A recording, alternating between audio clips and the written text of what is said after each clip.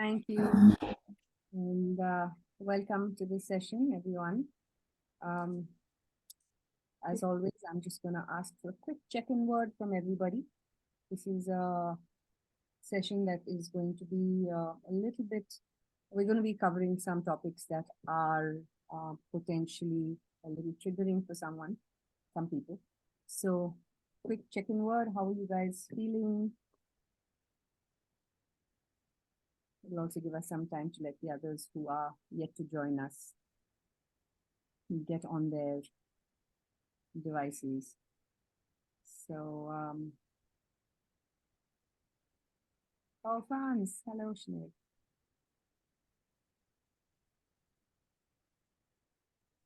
Just a quick check-in word. Doesn't have to be a paragraph, doesn't have to be a sentence. Just how are you feeling?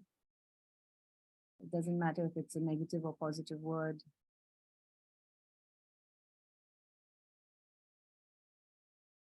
Peaceful is a great word.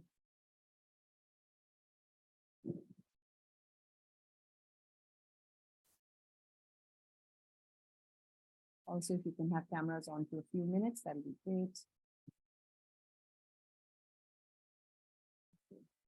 Stressed and anxious.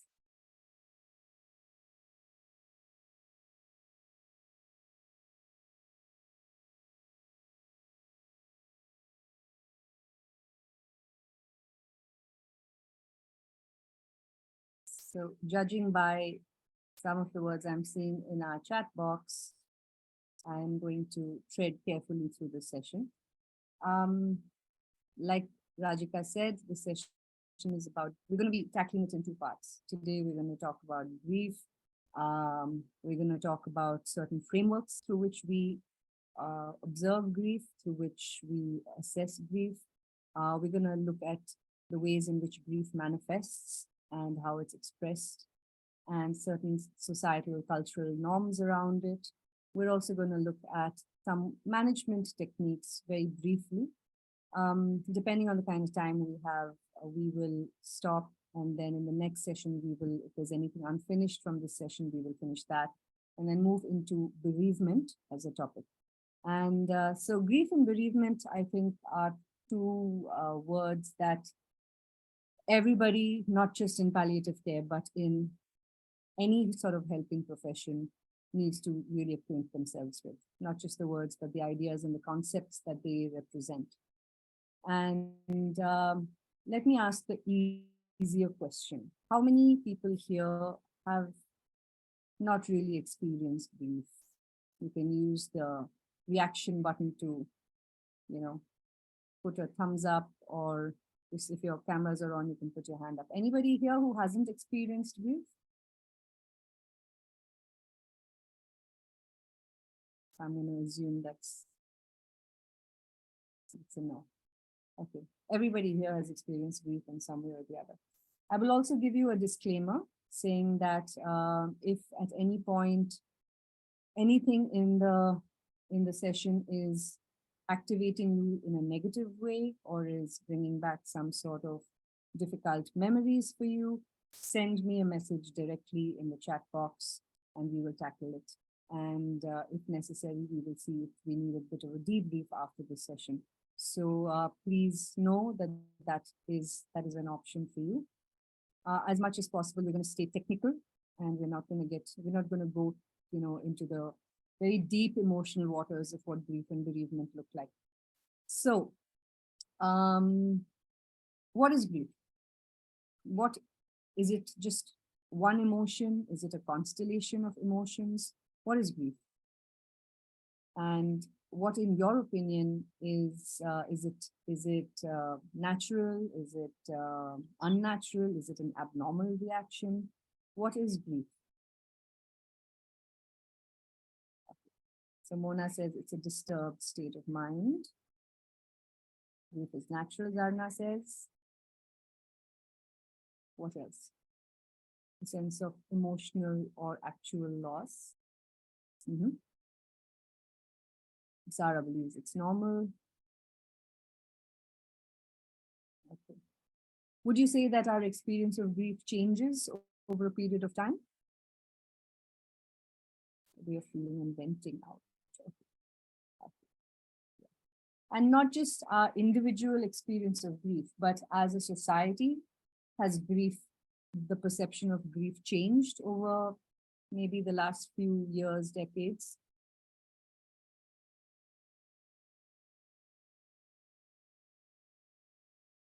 How has it changed? And you're welcome to unmute. You're welcome to talk to me, talk to the rest of the group present here.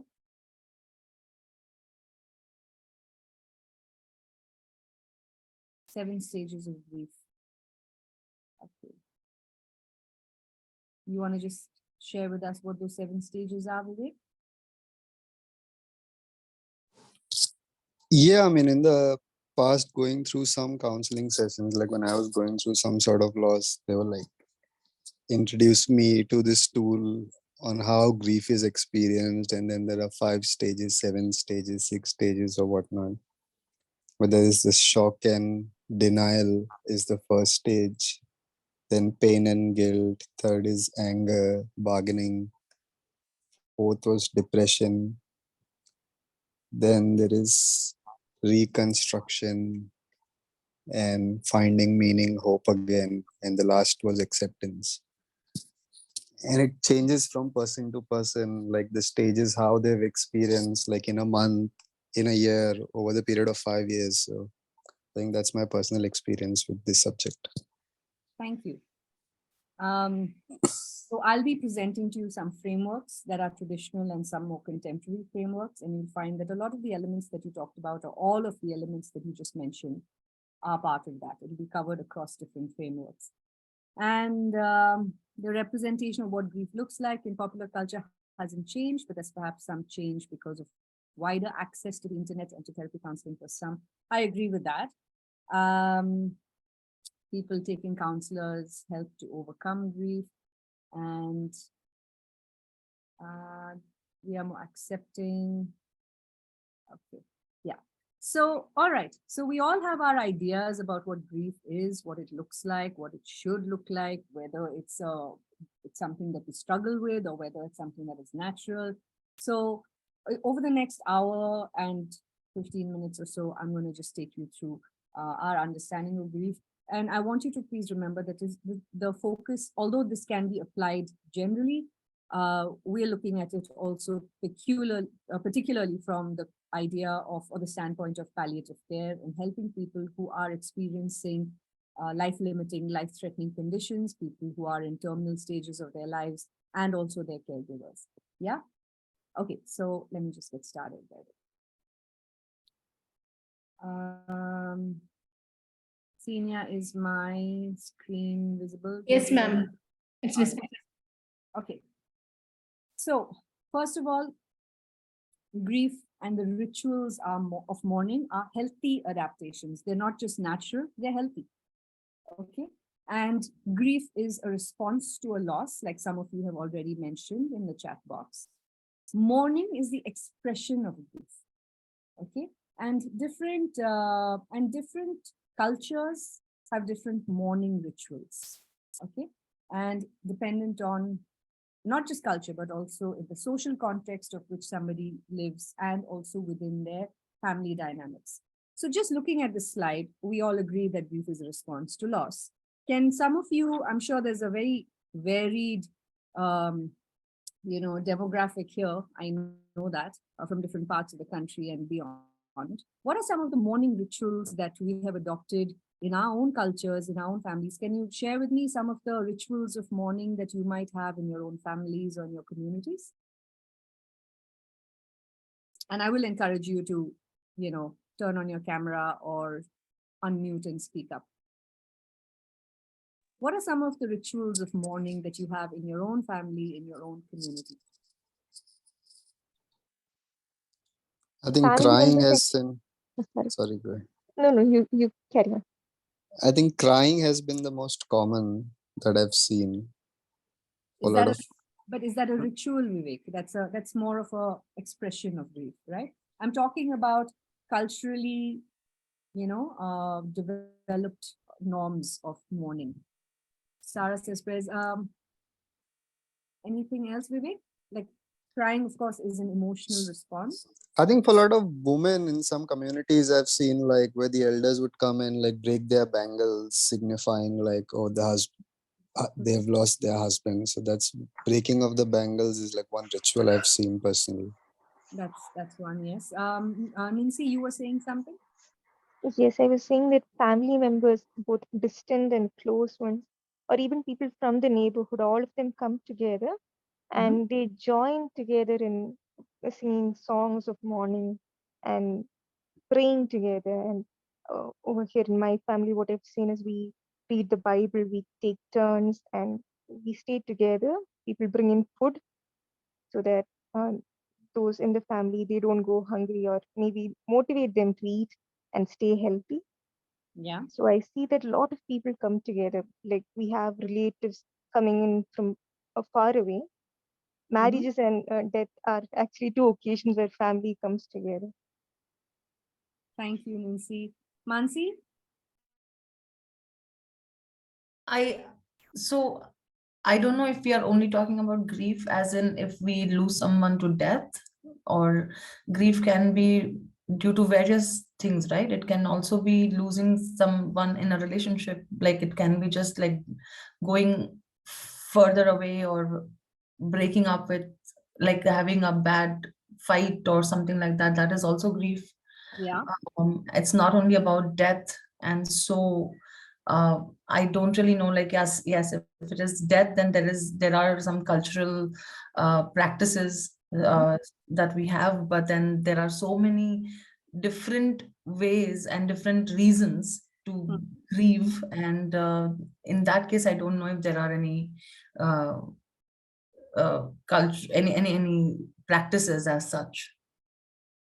No, you're right. So we are, that's actually a very important point. Grief is experienced not just when you lose a person, it could be a relationship, it could be a job, it could be moving away from your family, it could be the death of a pet, it could be so many things. And so you're absolutely right about that. And I'm seeing some very interesting responses also in the chat box about removing nose pins, no cooking to the cremation ceremony. Yeah, removing shringar, funeral services, religious services at certain dates, certain colors. Yeah. So I'm also going to share with you, okay, while I do normally recommend that you share personal experiences towards the end so that we can give it some time. As a recently bereaved person, I'm going to use some of my own experiences to illustrate certain points as we go along. And I'm actually really, glad that we're off to such an interactive start because what Nisi also said is such an important point, that the community comes together. Now, someone has said that there's no cooking till the cremation. We had that experience where we were said that there's no flame to be lit in the house till the cremation is over. And that could be whether it's a lamp that you're lighting or whether it's cooking a meal. And what happens then is you rely on your community, your extended family, your neighbors to bring food, to bring, the things that you need. And in my opinion, a lot of these rituals are designed to give the immediate family some space. So they're not so caught up with, the regular sort of practical stress duties in the household, and they can really sort of focus on the loss and the planning around the funeral and all of those things. So community is an important part, and every culture has its own way of doing it. We have a lot of overlaps between cultures and philosophies and religious practices. 13 days, 40 days, 4 days, these are not, in my opinion, they're not randomly selected dates and timelines, but there are certain very practical aspects that are associated to this. So this is what we call rituals of mourning, and this is what society over centuries has come up with in order to help the family or help the person that is experiencing the loss to be able to, one, express themselves, two, to be supported at these times. And these are all culturally determined by the context that we live in. And of course the family dynamics plays a major role in the way mourning is allowed to be expressed, and the practices that go with it. Now, coming to your point, Mansi, there are different kinds of losses. Now I want you all to sort of zero in on um, the journey of a person who is not well, the journey of a person who's been diagnosed with a serious illness, or a person who has suffered a traumatic injury that has now altered the course of their lives. It could be a life-limiting condition, but it could also then become a life-threatening condition if certain things are not provided to them in time or adequately, like the right kind of healthcare support or the right kind of mental health support, and so on and so forth. So what are some of the losses that a person experiences in their journey through illness and disease? What are some of the losses according to all of you?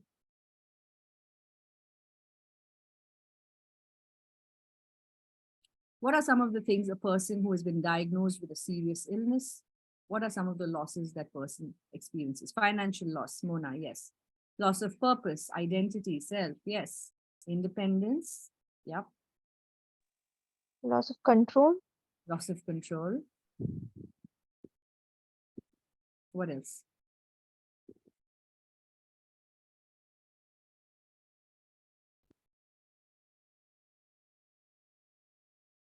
Spiritual trust, yeah.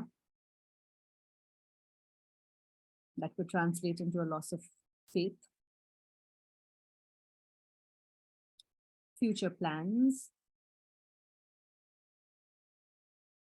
Excellent.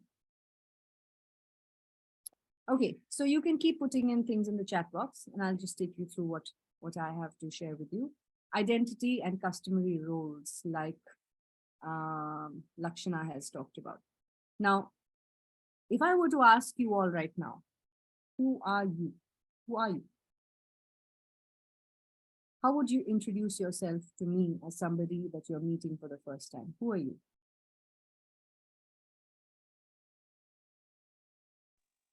I'll begin with my name and probably my work profile, Okay, or where I'm settled in, depending on who I'm talking to. all right. Who else? What else? How else?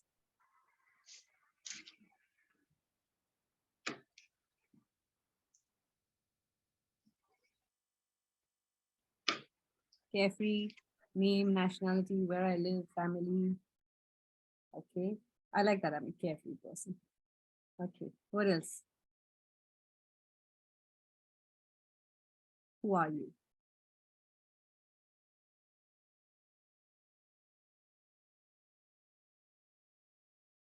So, whoever you are, there's a good chance that you're going to introduce yourself as, hi, I'm Smriti. I'm a palliative care professional, and I have, I'm the youngest sibling in my family, and yeah, so that's how I'm going to introduce myself. Now, when somebody is diagnosed with a serious illness or a disease, one of the first things they lose is their identity, because for two reasons. One is suddenly you become the patient. You assume a new identity, which is superseding your other identities. Oh my God, poor thing, she's got cancer. Or did you know that this person has such and such disease now? Oh, okay. For the most stigmatized diseases, that becomes, dominant. And depending on the kind of disease prognosis, disease diagnosis, suddenly, it might require immediate treatment. It might require quitting your job, starting treatment immediately. Your treatment might make you so weak that you can't return to work, etc. So if I am not a palliative care professional anymore, or if I'm not a teacher, or if I'm not, say, administrator or scientist or whatever, and I'm now just a patient, my whole identity has shifted. Okay, and my customary roles are not just of those that I perform professionally, but it's my customary role in the family. Mona, I think, said that she is a carefree person. She identifies as a carefree person. She's probably the person in the family who is lighthearted. There are people who are the jokers in the family, the ones making other people laugh. There are people who are nurturers in the family. There's the mother in the family. There is the confidant in the family. There's the breadwinner in the family. Those are the customary roles that the person plays. And now you have this big diagnosis, and your identity has shifted and your customary role has also changed. And if I have a disease that is debilitating, or if I've suffered a traumatic injury that has now rendered me,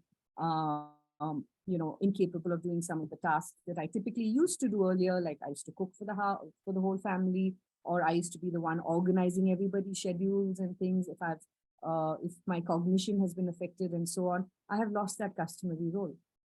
And that is a big loss. The fact that I've lost not just my identity, but also the role that I have within the family or within my community, I have lost that role. I might be a leader in my community for XYZ reasons, but now this disease has rendered me, homebound, and I can't really go out there and do the things that I used to do. Okay. Physical function. With a lot of diseases and injuries and other things, you lose physical function. It is a loss, especially if you're somebody who is physically very active, somebody who prides themselves on their physical independence and being able to move around and do things. And, I'm the one doing all the physical heavy lifting in the house and et cetera, et cetera. I've lost that function. And that is a loss as well. Relationships. Why would relationships be a loss when somebody is diagnosed with a serious illness? Why relationships?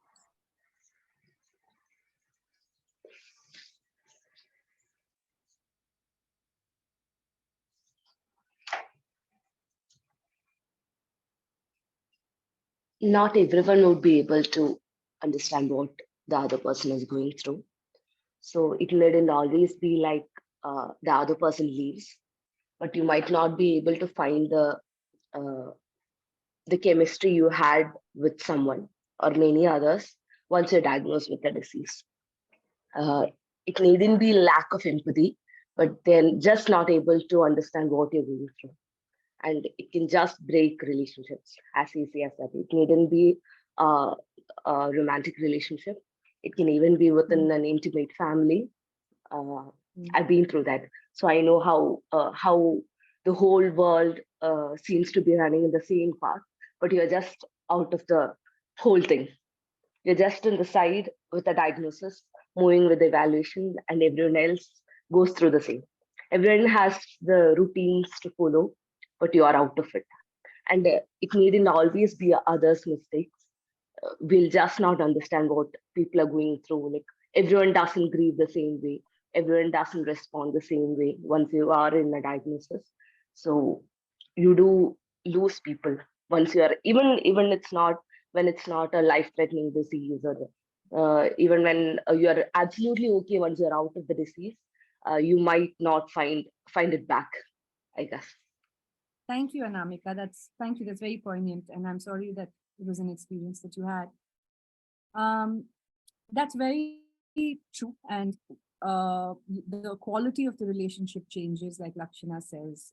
The dynamic changes. Suddenly there's more sympathy. And sympathy, as we all know, pity, sympathy, those are burdens that in addition to the disease, people put on you. If it's a disfiguring illness, if it's a disfiguring disease, like say, something like a head and neck cancer, or it could be something else, you yourself may not want to meet other people because of the way you look, or because also it could just be because of the way you feel. It's draining. You don't have the energy to make conversation. You don't want to meet people, and people are coming and saying the same thing over and over again, and you're tired of having this conversation. So after a while, you start avoiding people then step away. They're like, God, we want to go and visit, but then it becomes this really tense, awkward sort of exchange. So that falls away. Lakshana, that's a very good point. Not everyone feels up the task of being with or around someone unwell because we don't know what to say. We don't know what to say. We don't have the language to express something without sounding, insensitive or saying something that is a cliche. And so, yes, all of these things. And I think Anamika made a really important point. The people might still be around you, but there is a loss of relationship internally. So on the surface, it might seem like, hey, yeah, this person is there surrounded by family all the time, etc., etc. But then, even the fact that you no longer have much in common to talk about, what is your day like? My day was just sitting at home, taking care of my illness. So you don't want to get into that conversation. So there becomes this sort of withdrawal from those relationships as well. And so relationships, there are losses experienced within relationships. And romantic relationships might break off. In some cases, like we know of cases where when a child who has a congenital anomaly is born, the mother is abandoned because of superstition, because she's held responsible for giving birth to a child like that in certain cultures. If it's a stigmatizing or stigmatized disease like HIV or even tuberculosis for that matter, people will stay away.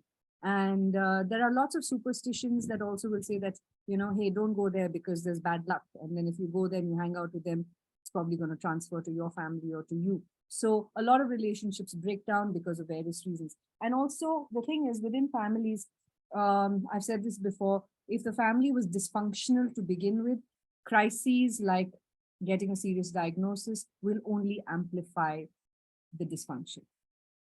Communication that was already fragile might get worse. It might get conflicted. So there are breakdowns in relationships at a time of serious illness. Material and economic, we know this, having a serious illness in this country is impoverishing for a lot of people. 55 million Indians are pushed below the poverty line, etc., etc. People will sell assets. People will, break their savings, all of those things. So there's material economic losses as well that people experience. The loss of time. How do people lose time?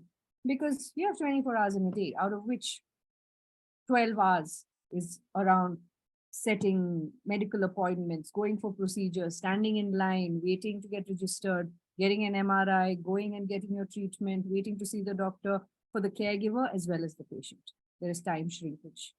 And then in a more long term, there is loss of time in terms of the fact that the person's life is cut short if it is a disease that is in an advanced stage or a terminal stage. Loss of opportunities, things that, that you had hoped for, the opportunity to travel, the opportunity to go visit somebody or make a pilgrimage, or the opportunity to, meet with people that you haven't met in a long time. Those sort of opportunities are lost. Plans. How many of you remember your plans in March 2020? And how many of those plans came to be once the pandemic really struck? And that is not necessarily that all of us here in this room, some of us have had COVID, some of us have lost people to COVID, etc. But plans across the world completely got derailed, right? And even individually in families, I've made a plan. Okay, my oldest son is going to go abroad and study in the UK or in the US. I'm sorry, that's not going to happen anymore. He's going to stay back here. My caregiver was up for a promotion and is planning to shift cities in order to, make sure that she goes ahead in her career. Those plans have to be derailed and they have to come back. There's also an opportunity lost. Okay. Autonomy. Autonomy. What is autonomy? What is autonomy? And why is it lost?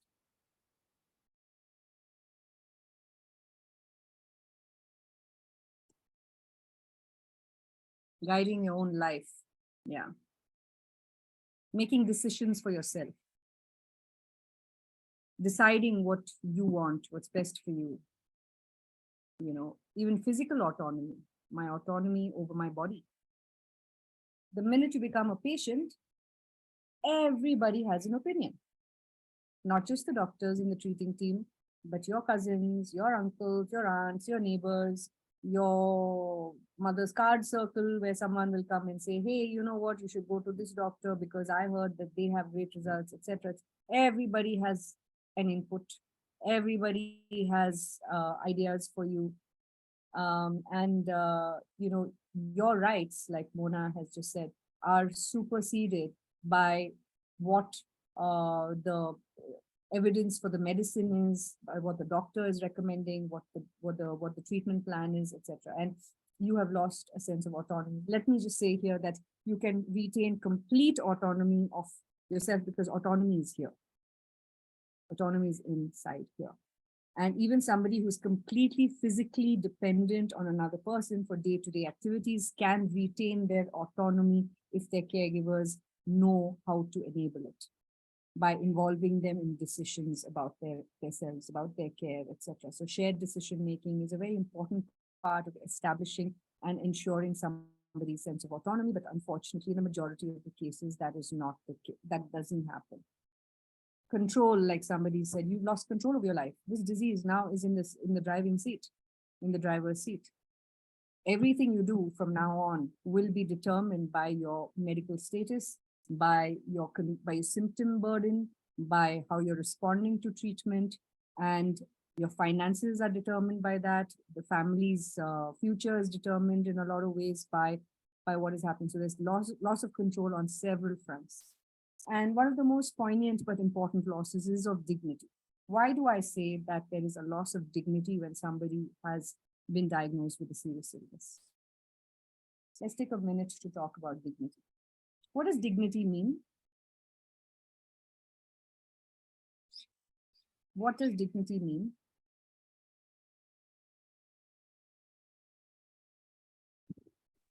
Being secure in oneself. Being secure in yourself, okay? What And is being respected. being respected? Yeah. Being worthy. What else?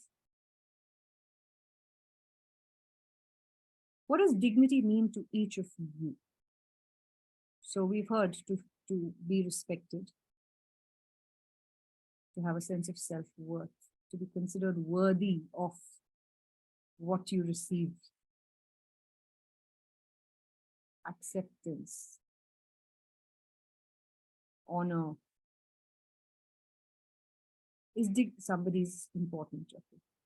Does dignity mean the same thing to everybody? Is my sense of dignity and your sense of dignity the same?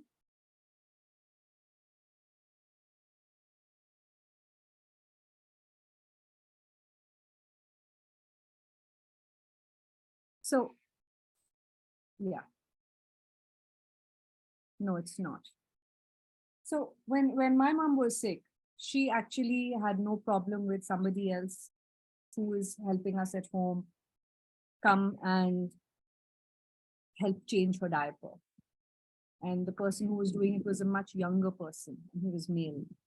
But she did not have a problem so much with that.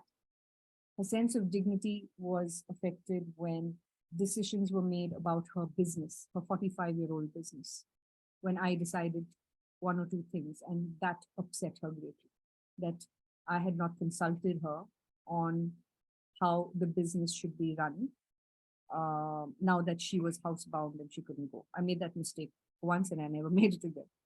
But she did not have a problem with somebody helping her with her toileting and transfers. Okay. For some people, bodily dignity is really important. There are people, if you ask, it is the most undignified thing to have somebody else come and change their clothes for them or to give them a bath. To some people, it's the way they are addressed by healthcare workers. For some people, and Nancy, maybe you can weigh in on this. I remember meeting somebody who used a wheelchair, and what really upset them was the fact that when their wheelchair was just slightly off the center of the main corridor, somebody came and without their permission moved the wheelchair to the side. Yes, that is very irritating. When you get moved around without permission, you feel like, oh no, you're just pushing me around. Literally. So I really appreciate it when someone asks me, may I move your wheelchair? Though rarely people do that. But when someone asks me that, I feel like, yes, you may. And I feel so happy and I feel, okay, that's a good thing. And you feel that your dignity is being recognized, right? Yes. Because for somebody who's a wheelchair user, that is part of you. And it's like me coming and just, if you're standing in the corridor, it's like me just moving you to the side and saying, hi, I just thought you'd like to be on the side of the corridor. Nobody likes that. So dignity means different things to different people. And the way a lot of our patients experience their loss of dignity is very, very significant in the current healthcare system. Imagine being a patient lying in bed. Okay, and if I were to ask you all right now, like, you take a toilet break just now, you go to use the restroom, you forget to latch the door or the door doesn't latch properly, and somebody just barges in. What is your response going to be in that moment? There you are sitting on the pot, and then somebody has just walked right in. what is your response internally or externally going to be? Kind of a mixed feeling of getting embarrassed, but like getting angry as well. Like, don't you have the decency of just knocking or checking? Awkward. Yeah. Shock, anger, embarrassment, yeah. And that's just a mistake. It's not that the person intended to do it, but still.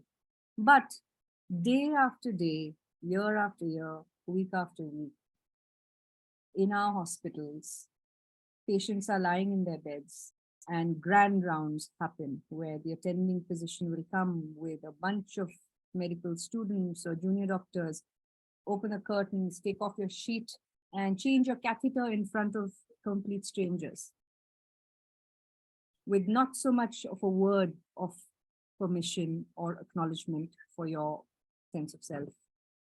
And that is an assault on dignity that's my personal opinion, but that is one of the many ways in which dignity is taken away from somebody. And not being involved in the decision making is a loss of dignity as well. So although I've put that at the bottom of the slide, please know that this is one of the major losses that people experience. And it is absolutely essential for us to bear in mind that we can maintain somebody's dignity, autonomy, while we attend to them. Okay, there is a beautiful, if you want to know more about, there's something called dignity therapy. Harvey Chochinov is a very, very senior figure in palliative care circles across the world. And he, in fact, does some sessions for our global fellowship. And they came up with this whole thing of dignity conserving practices and dignity therapy. So please do look his work up. Just do a Google search for Harvey Chochinov. He's done a lot of work. Dignity Therapy is a book that came out years ago, but then subsequently, even as recently as this year and last year, a lot of his work is out, and it's specifically around the subject of dignity. So please do look it up. Smriti, sorry to interrupt. Could you Yes. spell his last name, please? I'm putting it in the chat Harvey. box. Yes, thank you. Chochinov. Phochinov. Yeah, it's in the chat box. Okay. And finally, we have the loss of a functioning member in the family, right? Somebody who did certain tasks, somebody who did, somebody who did all the insurance filing work, someone who did all the repairs, somebody who handled all the bank statements and the bank accounts, and somebody who handled all the whatever. So that person is all the functioning member of the family is also lost. Okay. Now, grief is a total human experience. There is a physical aspect, there's cognitive, spiritual, emotional, and social. How is it a physical experience? When you feel sad, not sad necessarily, sorry, when you feel grief, where do you feel it? Where do you feel grief? Very quickly, I'm going to ask you to tell me, where do you feel your grief when you feel grief? In the heart. Physically, where do you feel it? In the heart. So I'm saying chest. Okay. So let's use physical terms, body terms. Okay. When you're feeling grief, where are you feeling it? In the head. Okay. Where else? Physical. Keep it physical. Don't say mind and all that. Physical. Okay. What else? Where else in your body do you feel grief? Gut. There are people whose guts stop functioning healthily. Body as a whole. Where else? Physically, how do you feel it? Hunger, lack of hunger. Some of us, when we are grieving, we want to eat. Some of us, we can't bear to have a bite. Tears. So heaviness in the chest, tightness in the throat, headaches, lack of energy. What about sleep? Is your sleep disturbed? Some people sleep a lot. Some people sleep excessively. So grief is experienced as a physical thing. Grief is also experienced cognitively. Okay. Cognitively means the way your brain processes higher order functioning tasks. And these are tasks that are things like problem solving, decision making, paying attention, concentrating. All of these things, do you feel like they're affected when you're grieving? Yeah. Okay, so those are cognitive manifestations. Spiritual, somebody says, your spiritual beliefs are shaken. And again, I would qualify that by spiritual, I don't mean religious only. religion is part of it, but there is also just the larger thing of meaning, purpose, hope, connection. All of those things are affected. For some people, they become more spiritual. For some people, they lose their faith. For some people, they turn to music. For some people, they start questioning the meaning of why this is happening. Why me? Did I do something wrong? Okay. Emotionally, grief has many emotions. Is sadness the only emotion? No. What are some of the other emotions that people in grief can experience? What are some of the other emotions?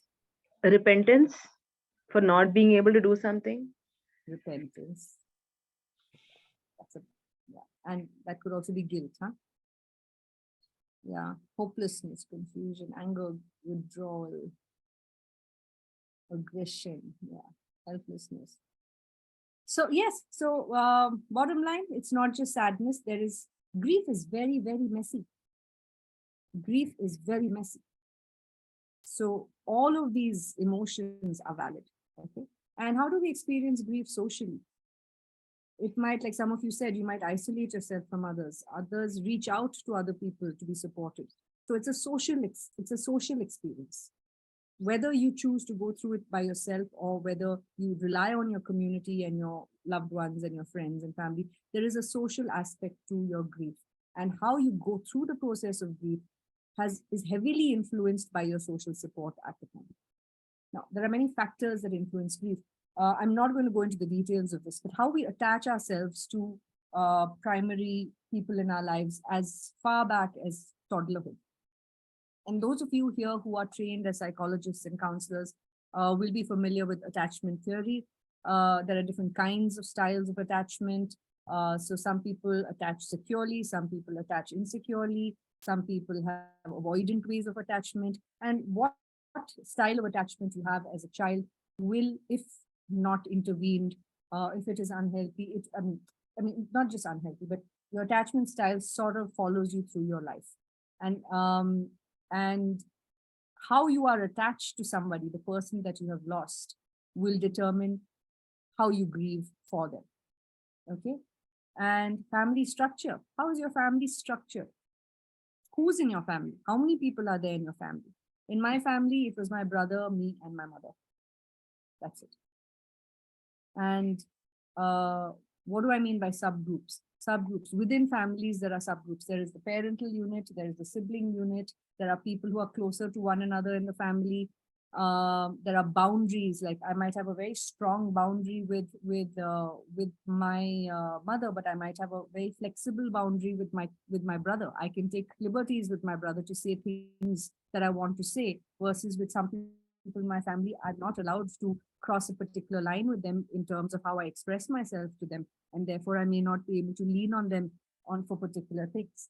Okay, and so family structure is one. Communication patterns within the family. Who talks to whom? Who is your confidant? Who's the one you go to for advice, nurture? Who are you in conflict with? Who is it that you cannot have a conversation with without fighting? And these are dynamics also, especially because there are decision makers, there are caregivers. When there is a person who is experiencing an illness, people take on these different roles as well. I will be the one to make decisions, medical decisions, because I'm the one in touch with the doctors and I'm gathering the information. There is somebody who says, I don't understand all those medical terms and stuff. You just tell me what I'm supposed to do and I will do it. I will take care of the day-to-day needs. And that's going to be my job. Please don't talk to me about making decisions about radiotherapy, chemotherapy, etc., etc., etc. There are people who their word is the final word and they will not listen to anybody else. And a lot of the times conflict in families also occur between caregivers because of communication breakdown between them. Yeah. Some people may not agree or they're not able to articulate why they think something is important. And finally, social support. Cohesive families that are engaged with society versus closed, isolated families who do not rely on other people around them. So very early in this course, we talked about eco maps. A closed, isolated family is one that does not have much of an eco map. They are more inward looking. They don't look for support outside. Absolutely no way am I going to ask my neighbor for help, because what will people say? They'll say that I can't take care of my own loved one. I'm not going to ask for help from other people. We're just going to pretend like everything is going on normally. Okay, versus cohesive families who are okay to engage with society and say, you know what, I think my brother and I for years, my mother had been sick for a long time, and the nature of the illness had changed over a period of time. First, it was addiction, then it was interstitial lung disease. And my conversation, my communication with my brother was always about my mother's health. It was Dr. Raj Gopal who one day said to me, well before my mother died, saying, what do you and your brother talk about? And I said, only about my mother. He said, you better fix that, because after she goes, what are you going to talk about? So we started working on our relationship. And we do talk to each other about, how are you feeling right now? Are you feeling upset? Are you angry? I have no problem telling him that I'm getting therapy, and I think that maybe he needs to get therapy. And so that is cohesion between us, where we also agree to engage with other people. It was him who asked me to ask for help from my extended family. I had a problem. I didn't even realize I had a problem with that. I said, no, I'm the palliative care person. So, I should be able to handle this on my own. And the burnout that came with that was tremendous. It was my brother who came in and said, please ask for help. And then I was able to manage things a lot better. So cohesion within the family and how you engage with people around you is a very, very big factor in how you then process your grief. So attachment style is a very, very individual thing. Each of us, my brother and I, have attached differently with my mother. The family structure, who talks to whom and how we talk to the world beyond us. And all of these factors influence our grief pattern. So Vivek, you were talking about stages of grief. So here's where we go into different frameworks. The first and most famous is The 5 Stages of Grief by Elizabeth Kubler-Ross. She is considered to be the matriarch of death and dying studies, the first thanatologist that the world has ever seen. Thanatology is the study of death. Thanatos is the death instinct. So some of you who are, fantasy fiction and DC Comics, Marvel Comics people, Thanos. But so thanatology is the study of death and dying. And so she was considered the world's first thanatologist, and she really came up with this idea of the 5 stages of grief. Now, the idea was to give it a framework, that these are very common experiences, the experience of denial, the experience of acceptance, of bargaining, of depression, of anger. But somewhere along the line, people have started misunderstanding it to mean that you have to go through these 5 stages. That is not true. There is no sequence. It is not necessary that you will go through all 5 of them. And you might also go through all 5 of them, but in a random order. You might actually reach acceptance and then go back to being angry. It's fine. It happens. So it is not linear. It is not sequential. It is not necessary that you go through all 5. Some people skip some of these. Some people go through all of them. Some people get stuck. Some people just get stuck in one stage. So this is just a framework. So that was the earliest framework. Contemporary frameworks of understanding grief, there are others. And when I say contemporary, some of them came up in the 90s and 80s. But these are some of the other ways in which we look at the experience of grief. One of them is William Worden's 1982 theory, where he says that grief, he looks at it from the point of view of tasks, okay? And he says that the process of going through grief involves achieving certain tasks. Now, some of you, again, are psychologists, so you know developmental psychology. Developmental psychology basically says that from the time a child is born, they are required to accomplish various emotional, social, mental tasks and physical in order to adapt. Okay, so similar, like for example, before a child can run, they have to walk. Before they walk, they have to be able to crawl. Before they crawl, they have to be able to roll over and sit up by themselves. Those are physical developmental tasks. I don't know how that happened. Why am I showing you a thumbs up? Okay. So developmental psychology is that. Now, cognitively also, as you're growing up, a child who is 6 years old, their brain is different from a child who is 8 years old, 10 years old, 14 years old. It's only when you're 14 years old that you have formal operational thought, language skills, etc. Now, the task framework is applied to grief, where they say, in order to get to a particular point, mastery of one task impacts mastery of higher order tasks. You're not going to be able to ride a bicycle if you haven't learned how to balance yourself. Okay, so mastery of a task and a higher is important before you move on to a higher order task. This is not to be confused by the stages of grief in terms of emotion. Please remember that. Okay. And each of these tasks may be revisited and reworked over time. And these tasks are influenced by what we call mediators of mourning. I will tell you about that in just a few minutes. Now, what are the tasks? There are 4 tasks. The 4 tasks, first is to accept the reality of the loss, that the loss has happened and the loved one will not be coming back. That's the first task. Now, it seems like a simple, straightforward task, but how many of you have met people who they say, yeah, okay, you know, this person is gone, they're crying, all that. But the person who died, their room is left as it is. Their things are kept as they are. I won't even move their clothes from their cupboard. It is not a full emotional acceptance. It is a cognitive acceptance. The emotional acceptance is yet to take place. That doesn't mean the task is not complete. It doesn't mean that we can't move on to the next level. It's just that the task is incomplete and may require revisiting in order to completely grasp that, yes, it's time for me to move ahead. Okay. Now, the second task, according to Worden, is to process the pain of grief by experiencing and expressing the associated emotions. If I have accepted the loss, I have to go through the emotional aspects of that acceptance. It could be sadness, it could be anger, it could be any number of things that all of you have talked about, but I have to go through it. So it's now been about 3 months since my mother died. And for the first 2 months, all I felt was anger.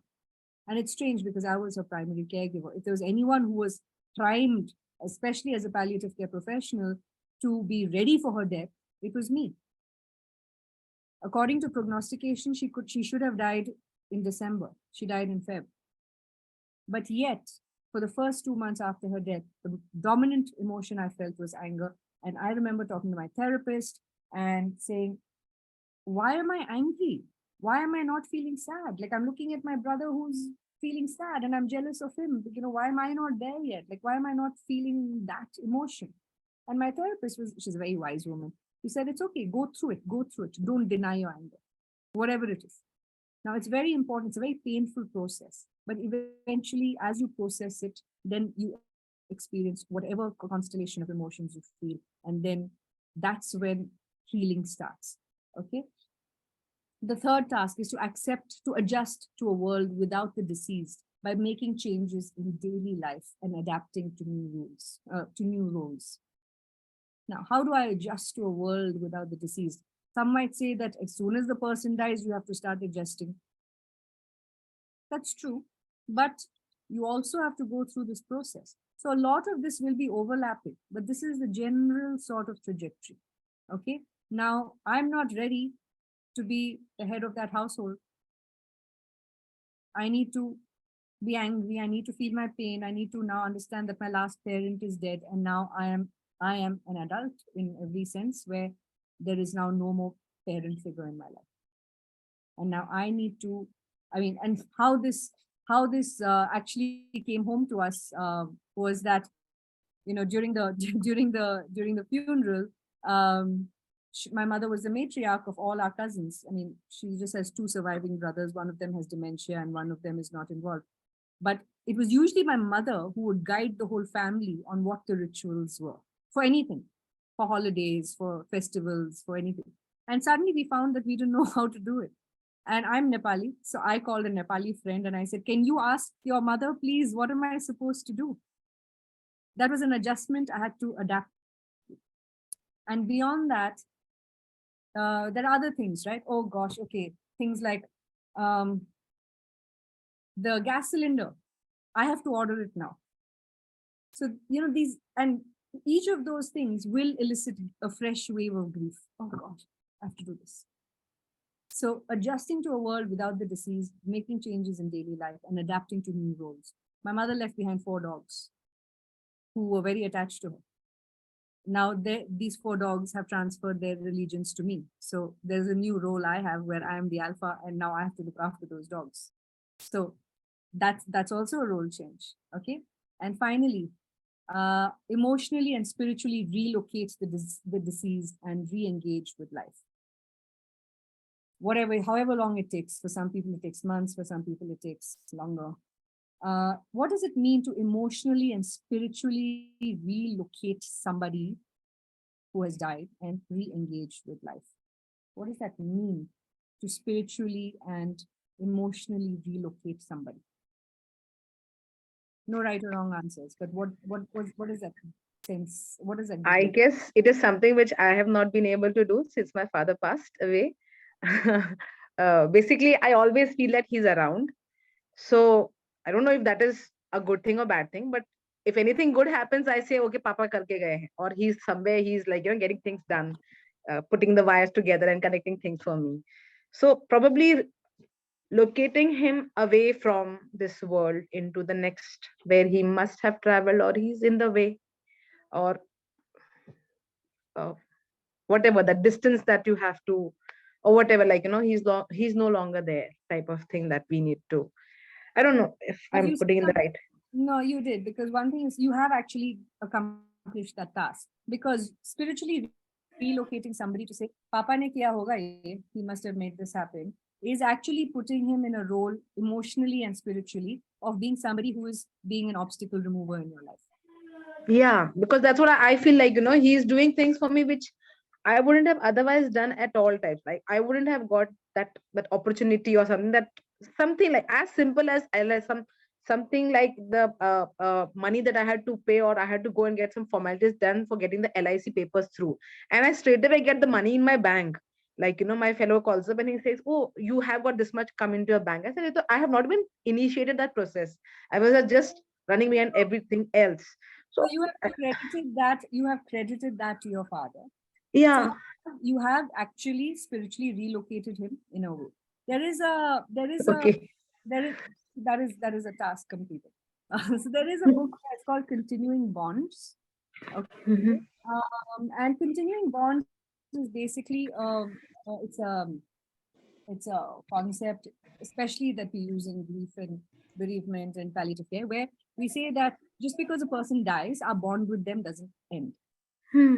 Because a spouse or a child or a family member has passed away, does that mean the relationship has ended? No, it is just that it has changed in nature and it has changed in a spiritual way. Now, some people continue those bonds by ways of starting a scholarship in that person's name, having a particular, I will feed this orphanage at every death anniversary.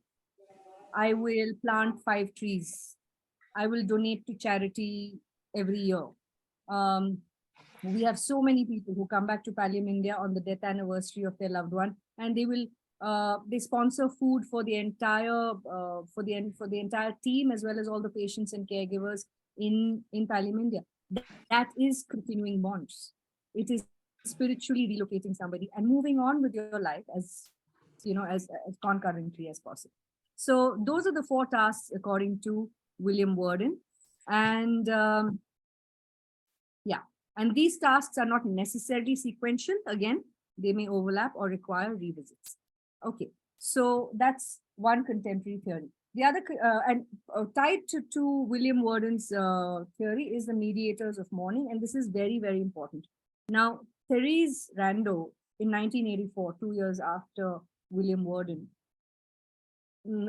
after he came up with his theory, came up with this idea of mediators of mourning.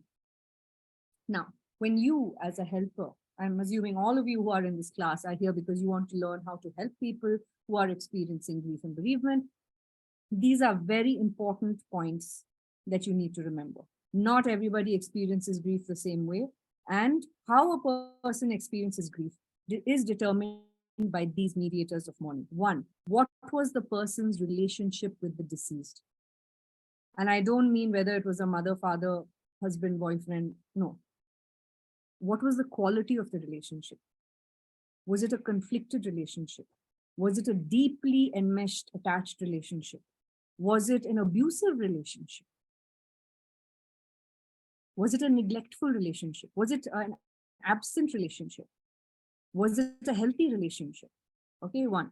2, circumstances of the death.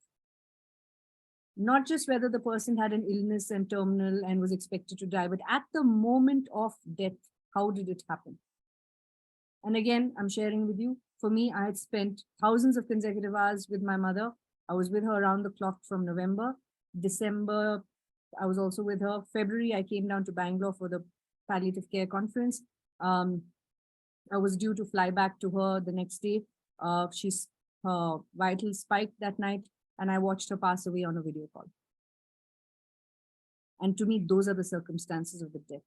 And that became a very, very, very major obstacle in me being able to process my grief. The fact that as her primary caregiver, this is how the end happened. For some people, it is a sudden death. For some people, it is a painful death. For some people, it could be a suicide, an overdose. It could be those things. How society looks at it. So circumstances of death. Third, the person's coping style. How does the person cope? Do they have healthy coping mechanisms? Do they ask for help? Do they seek support? Do they reach for a bottle of alcohol? Do they isolate themselves from other people? What do they do? What is their coping style? Typically, when they go through a crisis, how do they handle it? Okay, what is their support system? Are they alone? Do they have reliable people around them who are checking in on them all the time? Is there professional services available to them?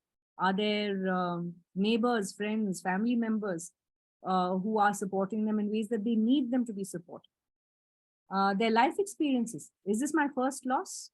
Have I experienced loss before? How did I handle that loss? Is this my 5th loss in 1 year? So even if I had great coping skills earlier, the fact that it's happened so many times in quick succession is overwhelming me now. I can't handle it. And their life experiences in terms of what they've seen other people go through. Yeah. And the person's worldview, my worldview. What is my worldview? No matter what I do, life is difficult. Life is a struggle. My worldview could be, no, this is God's plan. My worldview could be, I did my best and death is inevitable. My worldview could be that everything is unfair. We didn't get what we were supposed to get. I never get what I'm supposed to get. Okay. So what is the person's worldview? And if you as a person who are in this profession wanting to help people with grief and bereavement, you cannot help them if you don't go through each of these mediators of mourning. You need to understand what the loss means to the person. Okay. And Rando also introduced 2 additional tasks to Worden's framework, where she said, in addition to acceptance of the reality of the loss, processing the pain, adjusting to a life without the deceased, and relocating someone, you also have to discover a new sense of identity, one that doesn't have that person in it. Who am I without this person? This person was my cheerleader. Can I still continue to do what I was doing without them being my cheerleader? I don't know how to make decisions on my own. I'm going to have to learn that now. Okay. Seeking meaning in life and finding a way to make sense of the loss and as a catalyst for personal growth and positive change.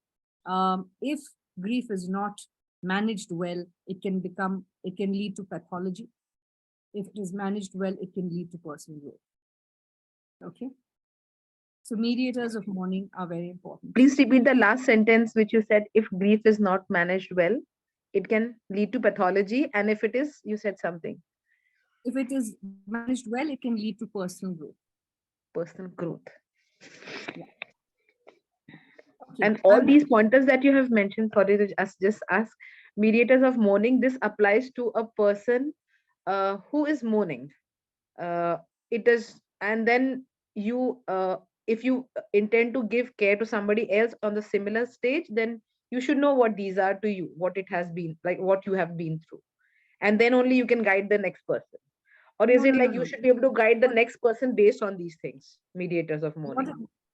If I have to guide you, Sheetal, through your grief, I need to know what your relationship with your loved one is. I need to know what your coping styles have been. I need to know how many losses have you had? What is your life experience? So it's mediators of mourning is what I apply to you. to truly be able to help you with your grief. Yeah. Okay. I realize this is a heavy topic, so I'm going to ask everybody to sit upright and maybe just, do a little bit of a stretch. If you want to go take a quick 30-second walk around your room, please do that. If you want to go get a glass of water, please do that. And then we will go into the last half hour because we still have quite a bit of ground to cover. So if you want, you can just, roll your shoulders, stretch your neck. Some of you might find that your jaws are clenched because this is a tough topic. Please unclench your jaw. Circumstances would also mean something that you couldn't answer. Meaning, the way it happened to me, if I can just relate, is like my father, like how you said that he was explaining that that all the losses possible, like, senses loss and all that, he couldn't take decisions. Everything said and done, he couldn't take a decision on whether he wanted to be at home in his last days or he wanted to be in the hospital. We forcibly took him to the hospital. So then somewhere while going, because he couldn't, like, he was in the state of dementia and all the possible losses. So while he was going, he fell down. That was a mistake of the people who were carrying or whatever. He had a cut on his this and he had some deep this thing over here. So I don't know if it is an indication from his side, like, I don't want to go. And then I told my brother that moment that maybe it's a sign, but then we all were in hospital leke jao. So could that being puzzled, because once he was there, then they put him in ICU in ventilator because he was very aggressive, like, chodo mujhe and all that kind. Even though he did not know what's happening, but still. So could that also be a circumstance? Like, you don't know, because anytime I think that probably if he would have gone from there, he would have gone the same night.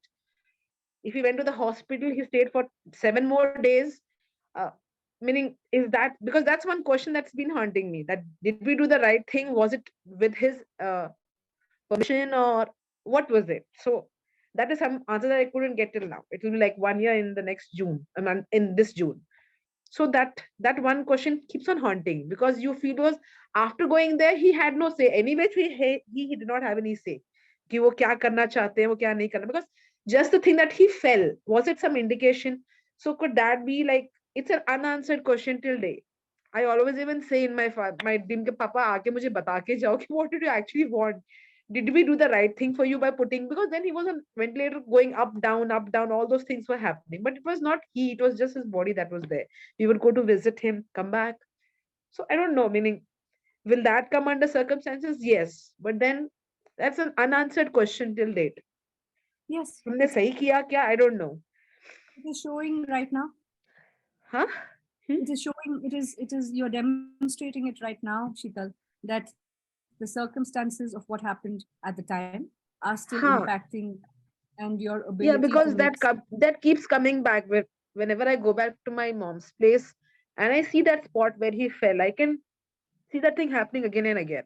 But not that way in a haunting way. I have placed him, like you said. That's why I asked you whether but maybe my coping style is good. I see positive in things. जहाँ कुछ नहीं भी होता वहाँ पे मैं देखती हूँ कि वो चीज हो रही है. So I don't know, because that one point I did not know whether that was his way of saying that I don't want to go, or we should have stopped. We should have taken him. So I don't know. So what you're doing now is you're trying to make meaning. I'm trying to make meaning. I mean, I've been trying to do this since long. Yeah, so this is part of the grieving process, and those circumstances are what you described are very much a factor that has influenced your grieving process. Had things gone differently or in a way that you think that then your grieving process would not have these questions, right? So I'm happy to take this up with you separately also, Sheetal, and we can have a longer discussion about it, because I know this is a very activating subject. And but yes, to answer your question, those circumstances are definitely circumstances that have influenced you. You're almost coming up to a year of the anniversary and you are still trying to make meaning of that, which is very much you are demonstrating to us today. And I'm thanking you for your vulnerability and your courage to do that today. But this is grief. It is messy. You're going to go back to a lot of things that you think might have happened differently and so on. So with your permission, Sheetal, I'm going to Yeah, Continue. please. Thank you. Yeah. All right. We don't have a lot of time, and I can understand that people might want to share some stuff. So I'm going to actually just go into the last bit of today's section, which is the other contemporary theory, which is the dual model process. The dual model process is more recent. It's 1999, and here what was said is that grief is a two-dimensional process. They actually just brought it down to much simpler frameworks where they said, listen, there's loss orientation where you will be dealing with emotional aspects of grief. And there is restoration orientation where you have to focus on diverting from these emotions so that you can get on with your life. Okay, and practical changes. Now, immediately after the loss, what is dominant is loss orientation. The emotions, the feeling of all of this, it's an acute time. But over a period of time, more and more gradually, if your healing process is going in a fairly healthy manner, you start engaging more in moving on. Okay, getting on with life, and whatever that might be, in the small ways, in the big ways, in you might have to, some people might change cities, some people might rearrange the house. I had my whole house painted in 2 months. That was how my restoration orientation came out. It literally came out in restoration of a 200-year-old house. And that was how I processed it. Not to say that I didn't go back to the emotional aspect. So again, you oscillate between the grief work and going on with life, and it is absolutely normal. There is this ridiculous saying that time heals everything. I don't believe it. I think that you grow around your grief does not diminish. Okay. And we have to give permission for that oscillation dynamic to express itself. And I'm saying that not only in terms of explicitly saying it to to the people that you're helping, but to say it to yourself. Give yourself permission that if 1 year down the line you are crying, it's okay. It's okay. That doesn't mean you haven't made progress. And this is exactly what we need to do for ourselves and for other people. Now, I'll take 5 more minutes. There is Doka and Martin, 2010, again, more recent. Doka and Martin said that there are 3 levels. There's the experience of grief, there is how we express our grief, and how we adapt to the loss. And why are these 3 things different? Okay. Now, historically, okay, let me just go back a slide. How we experience grief is not always how we express it. Okay, I'm going to say it again. How we experience the grief may not be how we express it. If I'm angry, I'm not going to show my anger to everybody. I might have outbursts here and there, but I'm also very aware of how society is going to accept that anger. I'm very aware of how my anger is going to affect other people who are also grieving. So I might rein it in. So my experience and my expression, there is a bit of a disconnect in that sense. Okay. Now, like I was saying, historically, we had a silly, very gender stereotype of how we experience and express grief. So boys don't cry. Okay, women are more emotional. Those are the historically gender stereotypes. Doka, and then some people said, listen, that's not correct, because by saying that, we're not allowing the men to cry, and that's leading to other mental health issues. So then they started calling it feminine and masculine ways of expressing grief. Then Doka and Martin came along and they said, we are still gender stereotyping, so let's call it intuitive versus instrumental. And there is no gender to it, because you as a man could be intuitive, I as a woman could be instrumental, but both exist side by side in all of us, except that one is more dominant than the other naturally. And sometimes we lean on one side more depending on our circumstance. Now, let me explain what I mean. Some of us are more emotional and expressive. We don't have a problem talking about our emotions, and we spontaneously express our feelings, and we seek support from family, friends. We say, you know, I'm having a hard time, get on the phone with a friend, so on and so forth. And we spend a lot of time on our feelings. There are instrumental people who don't want to spend that energy talking about their feelings. They will focus on the problem. They will focus on tasks.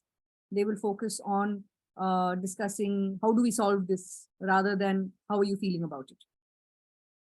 In my case, I was the instrumental person. My brother was the intuitive, even though he's the older guy. So he'll say it, he'll sing a song. My brother's also a very talented musician. So he'll sing a song, he'll, you know, talk about how he's feeling. And for me, I'm like, when are we getting the death certificate? Now we have to apply for the legal air certificate. Now we have to do this. And he'd be like, sit down. I'm like, no, I don't want to sit. I don't want to sit. But it helped me at that point. Because for me, because I was fueled by whatever other emotions I was feeling, which was not entirely sadness, I used that energy to get stuff done. And that's how I coped with that time. Now that I've got some distance, it's been 3 months, and I'm back home where I live with my husband and my dogs, and where I normally live. Lately, I've been expressing my emotions a lot more because that urgency of the tasks and all that is gone. I am now being more intuitive. My brother has now become more instrumental. He is now going into problem solving mode. So we are all blended. Now, I might be intuitive at home or amongst very close friends, but can I afford to be intuitive when I'm giving a class like this and breaking down completely? No. I can't give you the full immersive experience of grief as my module, right? So I have to be instrumental here. Or at work, you have to go to the office, you have to get whatever. Now, but there are times when it's dissonant. There are still cultures which do not condone expression of grief in a way that's how the person is feeling it, where men are still not allowed to cry, where little boys are not allowed to cry, where if a woman is not crying, something's wrong. Okay, so there is dissonance also, and dissonance arises from societal norms. Okay, all right. And grief and loss don't exist in a, yes, Lakshana, I also feel so. Grief and loss do not exist in a vacuum. We as individuals are connected to family, whether or not we get along with them a lot. And in turn, we are related to the community. The community dictates how we express our grief, who's there for us, and etc. etc. Very quickly, there's something called anticipatory grief, grief that is felt in anticipation of an impending loss. This is before the person dies, before a divorce, before, you know, you've given your notice period for a job that you love because you have to go and do something else. Anticipatory grief, you know the loss is coming, the grief starts beforehand. It occurs before the loss, like I said. Diagnosis of a terminal illness, negative test results, before a major life change like the end of a relationship. It is a very complex and intense thing, and we have to be mindful of it because very often it is misdiagnosed. And if anticipatory grief is recognized and managed, you can actually help the person prepare to deal with the loss better. But if it is mismanaged, it can actually impair coping and lead to worse outcomes. If someone is feeling anticipatory, why are you behaving like this? This person you're behaving like he's already dead. Stop it. You don't give them the safe space to express that I'm feeling the loss. I'm feeling it already. I don't know what to do with these really complex feelings. Okay. And oftentimes it is misdiagnosed as depression. And we will talk about that next time. The last thing I'm going to talk to you today about is disenfranchised grief. And to me, it's one of the most sad, poignant manifestations of grief. It is grief that is not openly acknowledged. It is grief that is not socially supported and is not considered acceptable by other people. Can you give me examples? What kind of grief would not be openly acknowledged, socially supported, or considered unacceptable? Something like taking a revenge on someone. Okay, you did it, and then you come back thrashing or doing something. Meaning, No. Disenfranchised grief. Come on.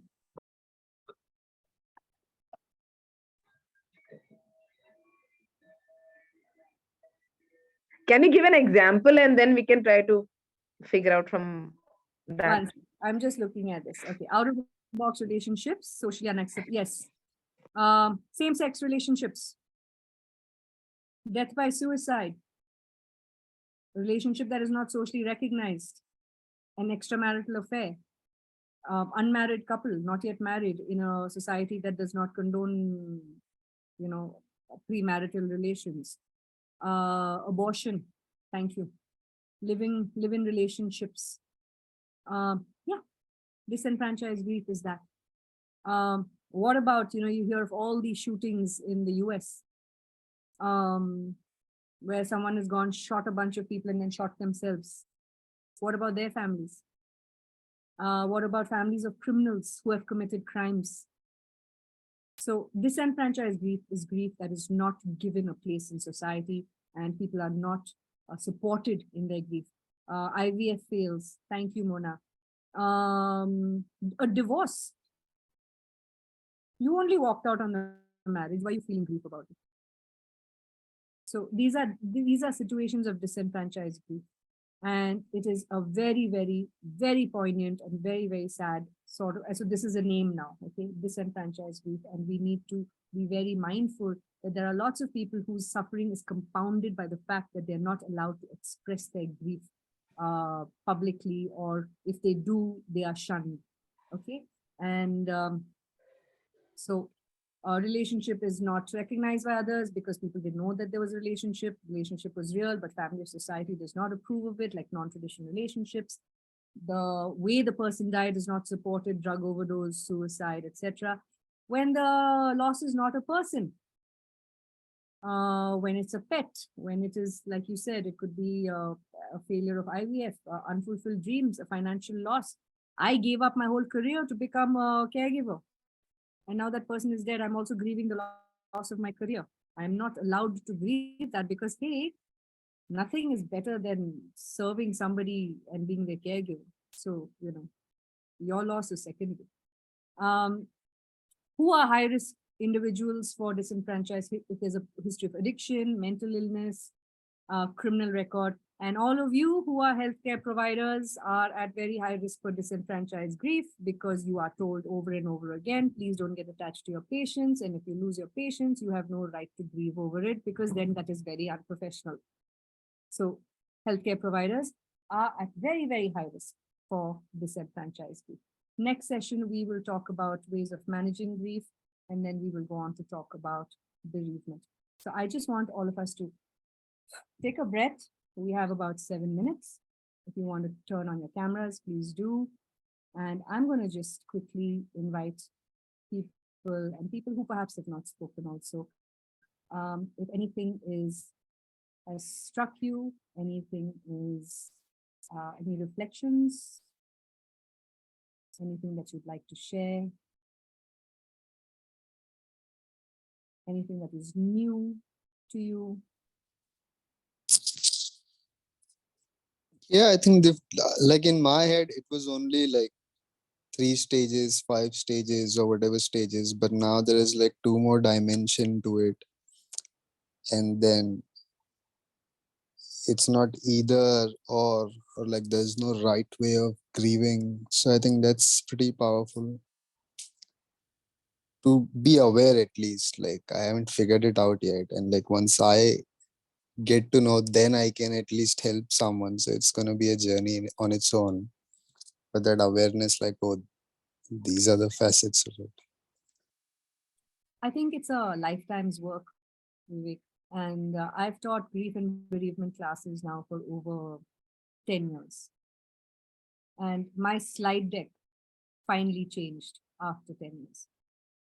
Because I realized today, if there's one thing I want to say is that it is messy. And how you grieve is related to how your relationship was with that person. Grief is not always this sad, sacred experience.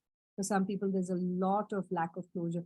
I mean, I know of a family where The lady, I don't know if I've given this example before, but the lady was a caregiver for 25 years. Have I given this example here before? I don't know. Okay, she was a caregiver for 25 years.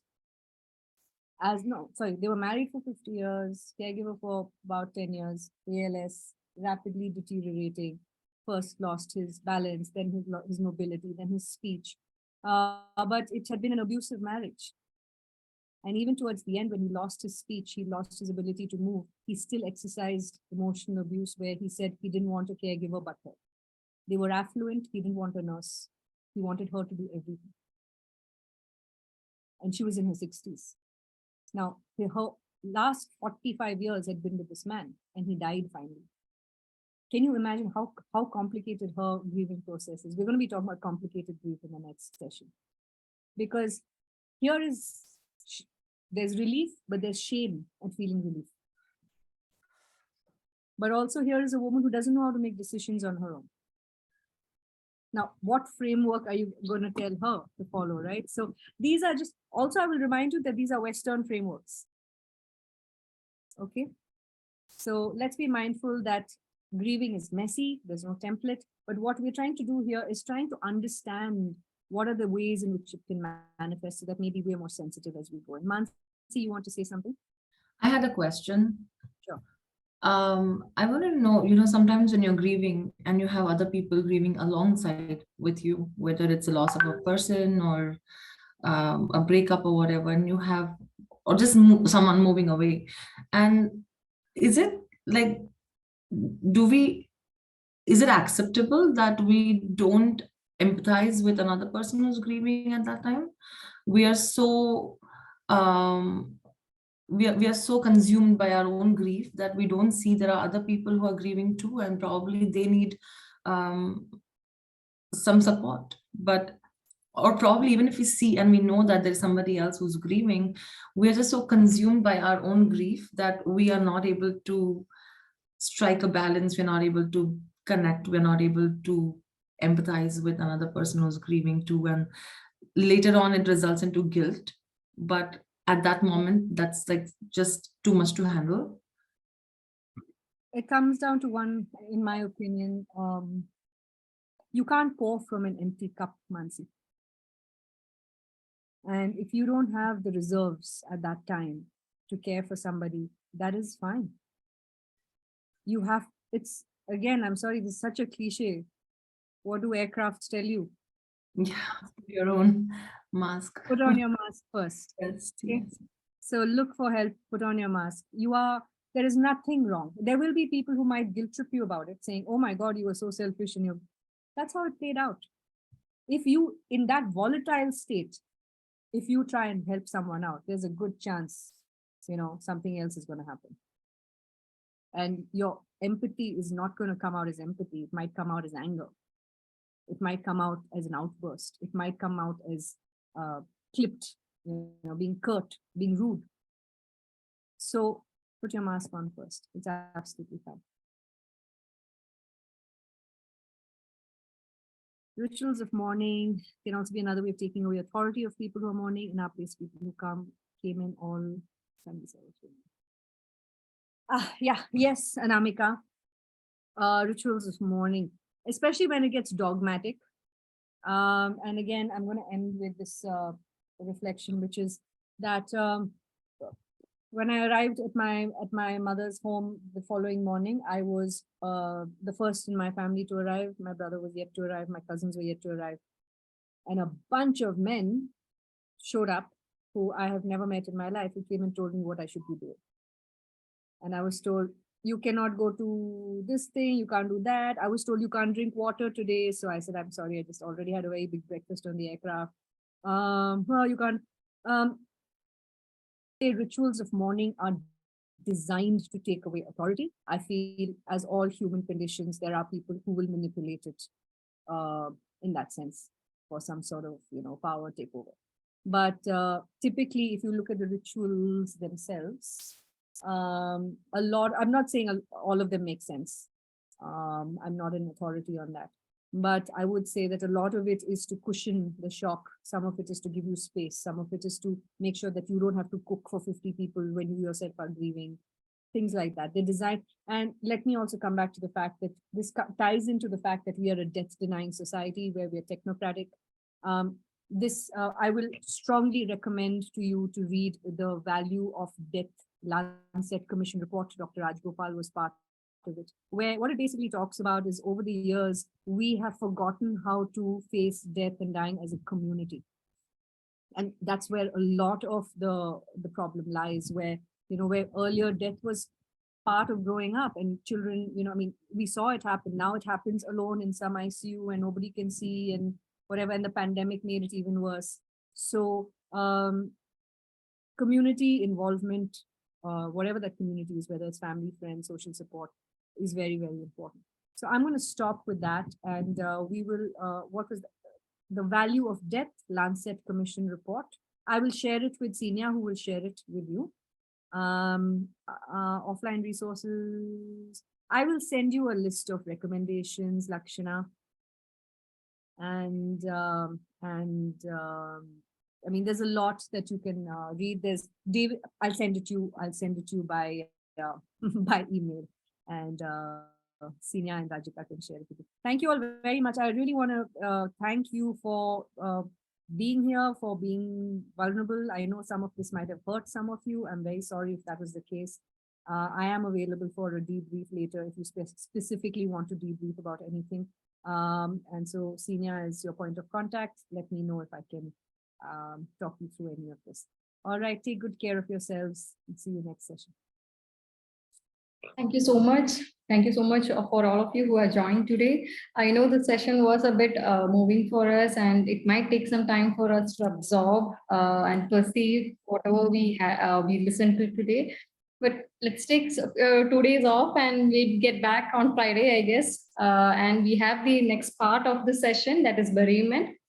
I hope you will all be ready by that time. So thank you all. Over to Celia. Thank you all.